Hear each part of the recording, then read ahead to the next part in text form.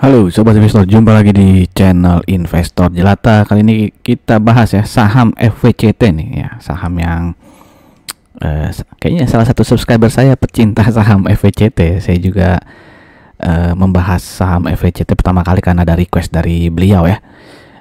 Dimana di laporan keuangan kuartal 1 dia sangat luar biasa ya, peningkatan revenue maupun profitnya. Tapi di kuartal 2 ini ternyata melempem ya FWCT ini ya, tidak seperti yang diharapkan lah, malah mungkin mengagetkan ya, malah merugi ya di kuartal 2.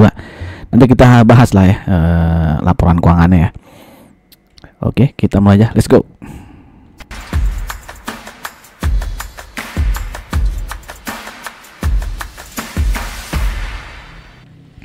Oke, kita kenalan dulu dengan FWCT ya, PT Wijaya Cahaya Timber ya, di mana dia didirikan pada tahun 2017, jadi belum cukup lama ya berdirinya ya, 7 tahun. Lalu dia baru saja listing di Februari 2023 ya, jadi baru setahunan ini listing. Kantornya di Puri Indah Financial Tower ya, bergerak di bidang industri kayu lapis plywood ya, dan juga ada 4 pabrik yang berlokasi di Malang dan juga Jember. Oke, ini jenis produknya ya, plywood ya, ada lembaran 4 inci kayak 8 inci ya. Ini Valcata nih nama pohon atau bukan ya? Kalau meranti kan nama pohon ya. Lalu ada white birch ya, white birch ya gitu kali ya nyebutnya ya. Lalu nah ini macam-macam ya, ada juga veneer di sini ya. Nah ini ya, jadi dia memang penjualan ekspornya lebih banyak ya, walaupun di awal-awal 2019 ini kan yang warna orange tuh lokal ya. Masih 15%. Iya bener ya, ekspor yang warna orange ya. Jadi awal-awal dia berdiri ekspornya masih 15%, lalu naik 57, 71, sempat turun ya. Dan di 2023 tuh 84%-nya adalah ekspor ya. Lokalnya, domestiknya hanya 16%. Dan dia menjual ke pasar-pasar di sini ya, Amerika, Korea Selatan, dan juga ke pasar lainnya khususnya Jepang ya. Jadi Asia Timur plus USA ya. Jadi ya kalau dia ekspor ya berarti benar ya, kemungkinan besar dia akan meraup untung ya, karena dibayarnya dalam USD ya. Tapi kita nggak tahu juga di 2024 apakah akan semasif ini ya ekspornya ya, 84%, dan apakah dia tetap akan dapat orderan dari luar negeri ya, itu perlu kita selalu simak nanti laporan keuangan ya setelah kuartal 1, kuartal 2 dan seterusnya. Oke, kita dulu nih ya ke posisi kepemilikan sahamnya ya. Di sini ada 2 perusahaan ya. Pertama Fortuna Anugrah Sumber Terpadu ya, yang memegang 57,34%, dan ada satu perusahaan lagi First Fortuna Holdings ya, yang memegang 25,03%, sedangkan masyarakatnya 16,97%. Nah kalau kita lihat komposisi kepemilikan lokal dan foreign ya, bisa lihat sini ada yang menarik ini di sekitar bulan Januari Februari itu ada perubahan cukup besar ya, dari komposisi lokal ke foreign ya. Ya kan, ini lokalnya turun yang warna ungu ya, foreignnya naik. Nah itu kalau kita cek berita ya, di bulan Februari ini ya, utak-atik saham FWCT ala Aris Sunarko, kepemilikan dipindah ke entitas asal Singapura ya. Jadi Aris Sunarko ini kalau nggak salah dari keluarga yang memang berbisnis di kayu ya, udah lama berbisnis di kayu ya. Nah ini di sini dibilang ya, pemilik manfaat akhir FWCT memindahkan kepemilikan saham emiten produsen kayu lapis ke entitas yang berbasis di Singapura. Jadi tadinya tuh ada perusahaan namanya PT Mandiri Sejahtera Jaya Abadi ya, yang memegang saham FWCT ini. Nah itu dijual ke First Fortuna Holdings Pte ya. Nah ini yang berkantor di Singapura ya, makanya tadi jumlah foreignnya meningkat ya, karena First Fortuna Holdings ini perusahaan yang terdaftar di Singapura, jadi dianggap asing gitu ya. Yang dipindahkan ya cukup besar tuh ya, 24,12%. Nah itu sekilas tentang historis perubahan kepemilikan saham FWCT ya. Alasannya kenapa dipindah ke luar negeri ya saya nggak tahu ya, mungkin teman-teman yang ada yang tahu silahkan tuliskan di kolom komen ya. Yang pasti waktu itu jual belinya nih ya, crossing sahamnya di harga 73 ya. 73 ya. Lalu waktu itu Aris Sunarko juga secara pribadi kan punya saham ya, ya nggak banyak sih, 12.450 lembar saham itu dijual di harga 71 ya. Nah, itu tadi kan komposisi pemilikan saham di bulan Mei ya. Nah, di bulan Juli ini tuh masih sama lah ya komposisi kepemilikan sahamnya ya. Dan foreignnya juga turun sedikit lah ya, lokalnya naik sedikit ya. Tapi secara komposisi kepemilikan tadi masih sama ya. Seperti ini nih ya, PT Fortuna 57,34% ya, yang First Fortuna juga masih 25,03%.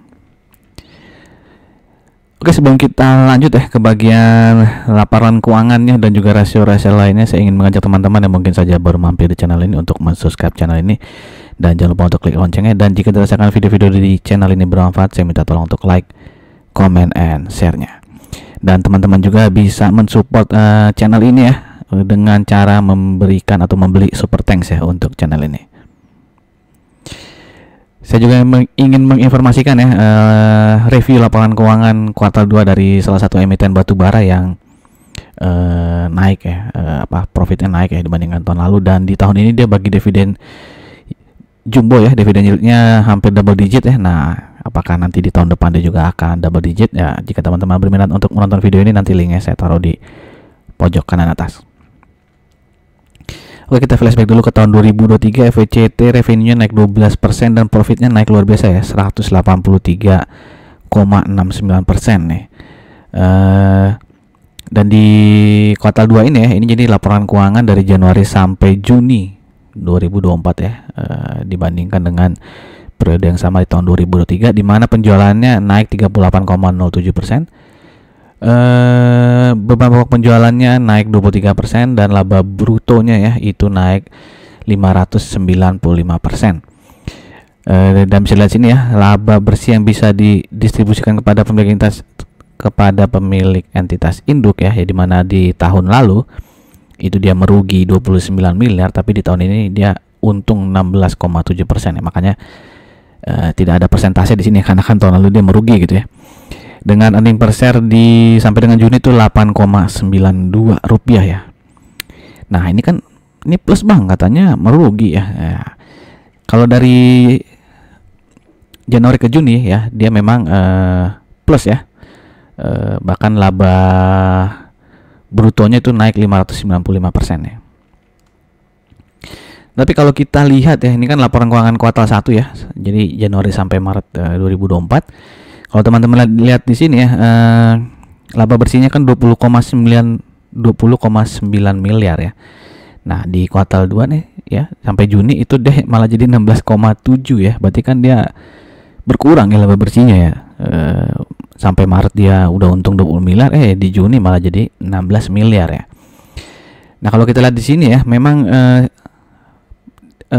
kuartal 2 versus kuartal 1 bisa dilihat ya, di sini revenue-nya turun ya, di mana kuartal 1 dia revenue-nya 282 miliar, sedangkan di kuartal 2 hanya 228 miliar. Nah, kalau kita lihat earning per share-nya nih ya.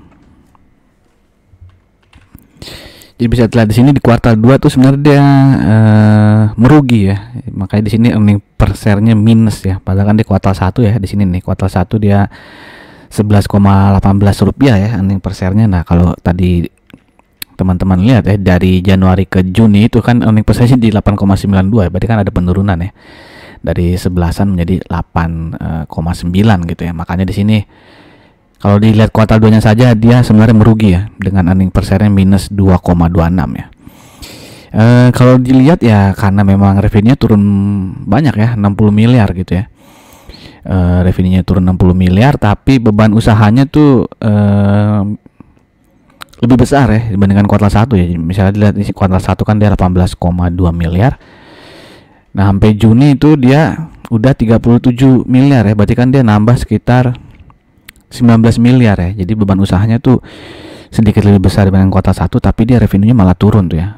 Turun 60 miliar. Nah, itu penyebab utama kenapa dia merugi ya di kuartal 2 ini gitu ya. Jadi seperti itu ya. Agak mengagetkan juga sebenarnya ya, karena kalau ngelihat dia dolar naik kan berharapnya revenue-nya naik juga gitu. Ternyata enggak gitu ya. Ya, seperti itulah laporan keuangan kuartal 2 dari FWCT gitu ya. Ini masalah pajak aja saya skip aja ya. Dan kalau kita lihat dari penjualannya ya, masih didominasi oleh penjualan kayu lapis ya, kayu lapis. Lalu yang kedua berarti log kayu ya, dan juga veneer ya. Untuk semua ini sebenarnya naik sih ya, tapi persentasenya nggak terlalu besar lah. Teman-teman bisa hitung sendiri lah persentasenya berapa itu ya, dari 258 miliar naik jadi 463 miliar. Lalu yang ini 11,8 miliar, veneer jadi 20 miliar ya. Mungkin tuh naik sekitar ini, kalau ini naik hampir 2 kali lipat sih ya kalau veneer dan log kayu ya. Oke, kemudian kita bandingkan ya rasio dengan emiten serupa ya yang berhubungan dengan kayu-kayuan gitu ya. Dimana di sini bisa dilihat di sini ya, TIRT ini belum merilis laporan keuangan kuartal 2-nya ya, jadi masih pakai data kuartal 1 yang disetahunkan. Dimana di sini earning per share FECT masih yang paling besar ya, 17,6, yang kedua itu EV ya, sedangkan yang dua lainnya itu masih merugi ya. PER juga FECT di sini yang paling rendah ya, 6,42 ya. Lalu yang kedua adalah EV. PBV juga di sini FECT yang paling rendah ya, jadi yang paling bagus 0,7. Kalau ROE, ini salah, meng-highlight saya. ROE sekarang yang paling besar tuh EV ya. Pas kuartal 1 kemarin gitu sih, ini si FECT yang paling besar. Jadi FECT sekarang nomor 2 setelah EV ya untuk ROE. Sedangkan untuk DER ini masih EV ya yang paling kecil ya, 0,42. Jadi kalau dilihat dari rasio-rasio ini memang FECT yang paling menarik ya kalau dari 4 perusahaan ini ya. Walaupun yang jadi concern adalah hutangnya yang cukup besar nih ya, DER-nya ya. Debt to equity ratio-nya yang paling besar ya. Tapi kalau dari lihat PER PBV ini ya FECT lah ya, jauh ya, 6,42 versus 11,19. Kalau untuk Suli dan Third ya dilupakan aja lah ya, karena masih merugi.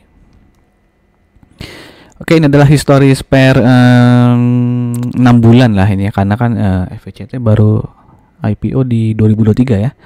Dimana di sini rata-rata PER-nya adalah 3,84 dan saat ini dia diperdagangkan di 2,41. Bagaimana dengan PBV-nya? Kalau tadi dia under value ya berdasarkan historis PER, tapi kalau berdasarkan historis PBV-nya dia over value ya, karena dia rata-rata PBV-nya itu di 0,61 dan saat ini dia diperdagangkan di 0,74. Dengan book value saat ini di 153,57, jadi kalau kita asumsikan harga wajar FECT itu adalah di PBV 0,61, maka harga wajar ada di 93,68 ya. Dan di hari apa nih ya, 31 Juli hari Rabu ya, dia closing di 113 sehingga harga saat ini kemahalan ya 17%. Ini adalah chart dari FECT ya, dimana dia all time high-nya ya di awal-awal dia IPO ya, itu sampai ke 205 atau mungkin 208 ini ya. Dan saat ini dia bergerak bisa dibilang sideways lah ya, di antara 101 sampai dengan 131 ya, dengan support berikutnya ada di 84, dan kalau 84 jebol ya dia bisa balik ke sekitar 67 sampai dengan 70.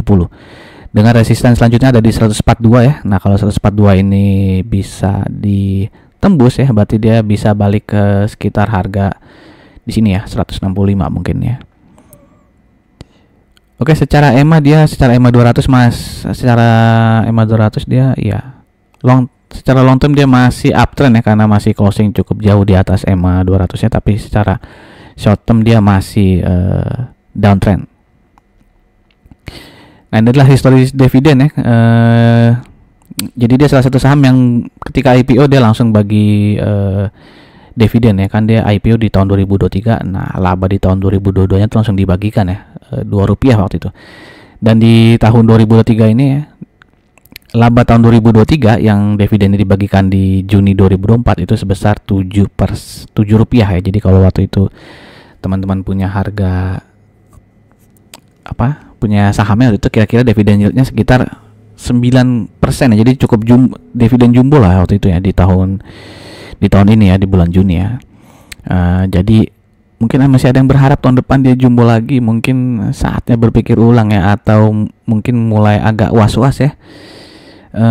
Karena di luar prediksi ya, di mana kuartal 1 earning persennya Rp11,18, tapi di kuartal 2 dia malah merugi 2,26. Jadi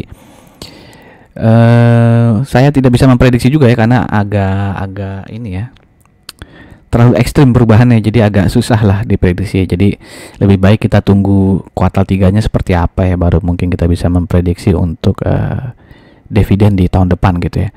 Nah, bagaimana menurut teman-teman, apakah FWCT ini menarik ya untuk di hold jangka panjang ya?